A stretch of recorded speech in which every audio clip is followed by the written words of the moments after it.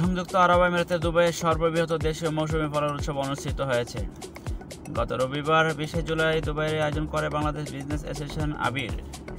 বৃহত্তম এই উৎসবে স্থান পেয়েছে দেশে উৎপাদিত হরেক রকমের ফল।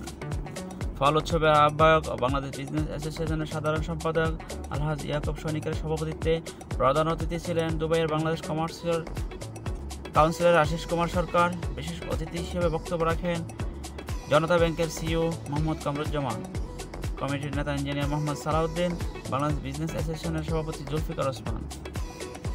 আলহাজ ইয়াকুব সনিক জানান, প্রবাস জনের কাছে দেশীয় ফলের পরিচিতি বৃদ্ধির লক্ষ্যে তাদের এই আয়োজন। প্রায় 50 ফলের প্রদর্শনী, দেশীয় ফলের উপর শিশু কিশোরদের চিত্রাঙ্কন প্রতিযোগিতা, নারীদের ফলের ঝুড়ি সাজানো, অলঙ্করণ ছিল উৎসবের বিশেষ আকর্ষণ। এছাড়া দেশীয় সাংস্কৃতিক আয়োজন উৎসবের মাত্রা বৃদ্ধি করে কয়েক গুণ।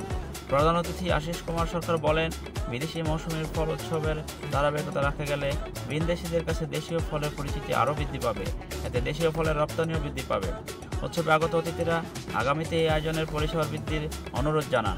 সরকারি সহযোগিতায় প্রায় 3 থেকে 4 দিন প্রদর্শনী সহ ফল বেচাকেনার ব্যবস্থা রাখার পরামর্শ দেন।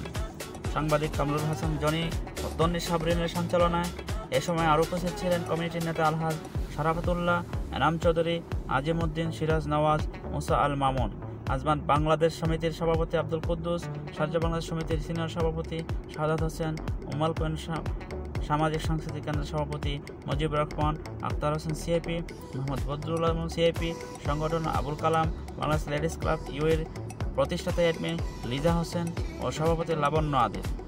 অনুষ্ঠানে ব্যবসায়ী প্রতিনিধিদের মাঝে উপস্থিত ছিলেন সেলিম রাজা, নজরুল ইসলাম, রাশিদুর রহমান চৌধুরী, মুজিবুর রহমান মঞ্জু, মোহাম্মদ শহীদুল্লাহ, বোরহান চৌধুরী প্রমুখ।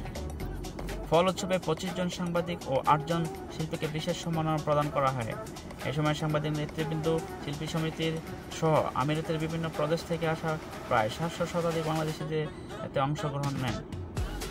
আয়োজকদের ভবিষ্যতে এরকম মৌসুমের ফলের মেলা করবে বলে জানিয়েছেন মোহাম্মদ সেলিম, সংযুক্ত আরব আমিরাত।